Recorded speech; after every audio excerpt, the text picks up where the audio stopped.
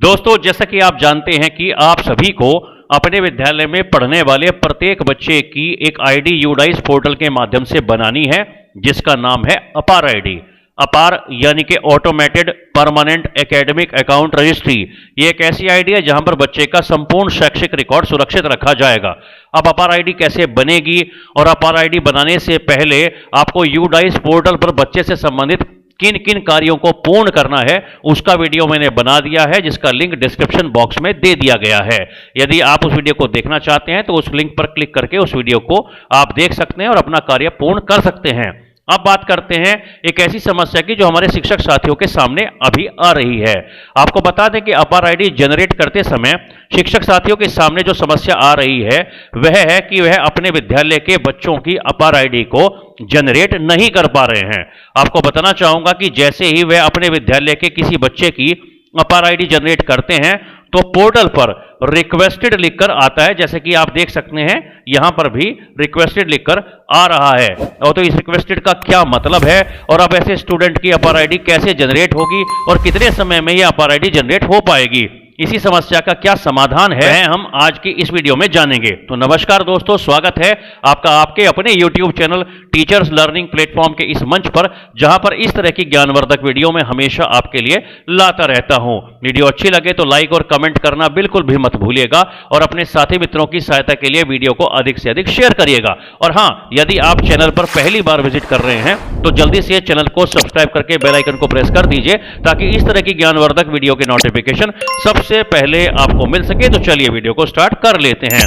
आपको बता दें कि अभी तक जैसे ही हम पोर्टल पर ये जो आप देख रहे हैं जनरेट का ऑप्शन है, यहां पर क्लिक करते थे तो क्लिक करते ही तुरंत स्टूडेंट की अपार आईडी स्टेटस में जो लिखा है नॉट अप्लाइड यहां पर जनरेट होकर आ जाती थी और अपार आईडी का नंबर यहां पर लिखकर आ जाता था। परंतु अब ऐसा नहीं हो रहा है। अब जैसे ही किसी स्टूडेंट की अपार आईडी जनरेट करते हैं तो एक पॉपअप आपके सामने खुलकर आता है जिस पर लिखा रहता है रिक्वेस्ट फॉर अपार ID has been submitted successfully, APAAR ID will be generated within few hours.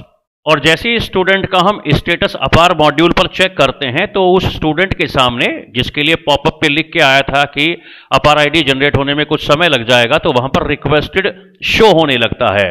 तो ऐसा क्यों है और इसका क्या मतलब है, आपको बता दें ये जो समस्या है वो कक्षा 1 से कक्षा 12 तक के सभी बच्चों के लिए आ रही है। तो आइए सबसे पहले हम ये समझ लेते हैं कि यह रिक्वेस्टेड क्यों लिखकर आ रहा है।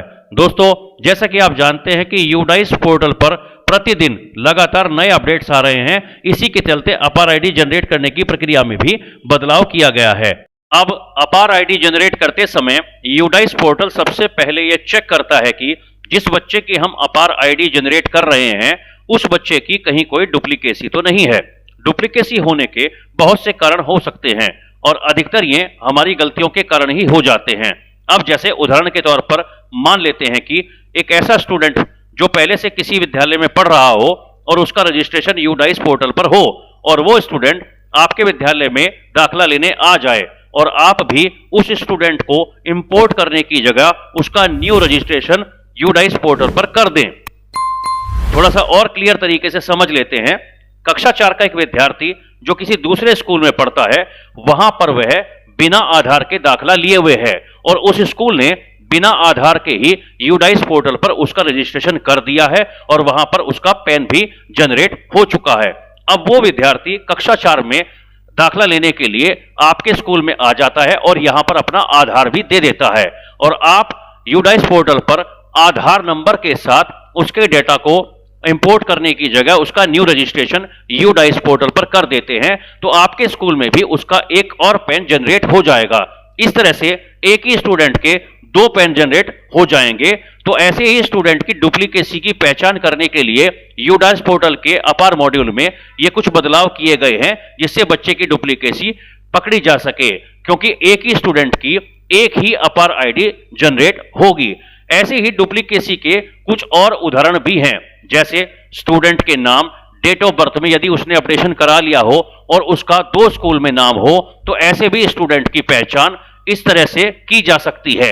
इसलिए अब अपार आईडी तुरंत जनरेट नहीं होगी। जैसा कि मैंने आपको बताया कि जैसे ही आप जनरेट ऑप्शन पर क्लिक करते हैं तो वहां पर एक पॉपअप आपके सामने खुलकर आता है जिस पर एक नोटिफिकेशन लिखा होता है, रिक्वेस्टेड फॉर अपार ID has been submitted successfully और APAAR ID will be generated within few hours. क्योंकि अब सबसे पहले यूडाइस पोर्टल उस स्टूडेंट के डाटा का कंप्लीट वेरिफिकेशन करेगा कि कहीं उस स्टूडेंट की कोई डुप्लीकेसी तो नहीं है और उसका कोई डाटा किसी दूसरे स्कूल में तो उपलब्ध नहीं है। इस प्रक्रिया में पोर्टल कुछ समय लेता है और जब स्टूडेंट का 100% वेरिफिकेशन हो जाएगा कि स्टूडेंट की कोई डुप्लीकेसी नहीं है तो उस स्टूडेंट की अपार आईडी जनरेट हो जाएगी। आपको बता दें कि अब अपार आईडी जनरेट होने में कुछ घंटे या 3 से 4 दिन भी लग जाते हैं, इसलिए अब आपको परेशान होने की कोई भी आवश्यकता नहीं है। यदि स्टूडेंट की कोई डुप्लीकेसी नहीं होगी तो स्टूडेंट की अपार आईडी जनरेट हो जाएगी। इसमें आपको कुछ नहीं करना है, पोर्टल ऑटोमेटिक है, इसलिए आप केवल कुछ समय इंतजार करें, अपार आईडी स्टूडेंट की जनरेट हो जाएगी। जैसे स्टूडेंट की अपार आईडी जनरेट हो जाएगी, आपको बता दें यहाँ स्टेटस में जो अभी रिक्वेस्टेड लिखकर आ रहा है यहाँ पर लिखकर आ जाएगा जनरेटेड और अपार आईडी में जो लिखा है नॉट अवेलेबल यहाँ पर बच्चे की अपार आईडी का नंबर लिखकर आ जाएगा। आप उस नंबर को नोट भी कर लें। यदि अपार आईडी जनरेट होने में कुछ समस्या आती है तो यहाँ रिमार्क में प्रॉब्लम लिखकर आएगी, तो उसके लिए ये बताना चाहूंगा आपको कि अपार आईडी जनरेट करने से पहले उस समस्या का समाधान करेंगे तभी अपार आईडी जनरेट हो पाएगी। फिर से आपको बताना चाहूंगा कि अपार आईडी कैसे बनाएं और अपार आईडी बनाने से पहले यूडाइस पोर्टल पर स्टूडेंट से संबंधित क्या क्या कार्यों को पूर्ण करें उससे संबंधित वीडियो मैंने बना दिया है, जिसका लिंक आपको डिस्क्रिप्शन बॉक्स में दे दिया गया है। वहां पर जाकर आप अपने कार्य को पूर्ण कर सकते हैं। दोस्तों, जैसे ही स्टूडेंट की अपार आईडी जनरेट हो जाएगी, आप उस आईडी का नंबर नोट करके अपने स्कूल रिकॉर्ड में भी रख ले ताकि भविष्य में आपके काम आ सके। तो दोस्तों, यहां पर एक बात और मैं आपको बता देना चाहता हूं कि जब आप किसी भी क्लास के किसी भी बच्चे की अपार आईडी जनरेट करने के लिए प्रोसेस कर रहे हैं और वहां पर रिक्वेस्टेड लिखकर आ रहा है और कुछ समय के बाद जब आप ये चेक करना चाहते हैं कि क्या बच्चे की अपार आईडी बन चुकी है, तो आप यूडाइस में लॉगिन कर लेने के बाद लेफ्ट साइड में अपार मॉड्यूल पर क्लिक करें। क्लिक करने के बाद आप यहां देख सकते हैं क्लास ग्रेड लिखा है और सेक्शन लिखा है। तो जिस भी क्लास को आप चेक करना चाहते हैं उस क्लास को यहां से सिलेक्ट कर लें और यहां गो पर क्लिक करें। क्लिक करने के बाद कुछ नई विंडो ओपन कर दी गई है जहां से आप चेक कर सकते हैं। देखिए, जैसे नीचे चलते हैं, यहां पर लिखा है एनरोलमेंट, यानी जिस क्लास को आप चेक कर रहे हैं उसमें कुल नामांकित बच्चों की संख्या ये यहां पर जनरेटेड आ गया है। कितने बच्चों की अपार आईडी जनरेट हो चुकी है आप वो यहां से देख सकते हैं। कितने बच्चों की रिक्वेस्ट मोड में पड़ी है वो भी यहां पर चेक हो जाएगी और नॉट अप्लाइड में वो बच्चे आ जाएंगे जिनके लिए अपार आईडी अभी तक हमने जनरेट करने का प्रोसेस नहीं किया है।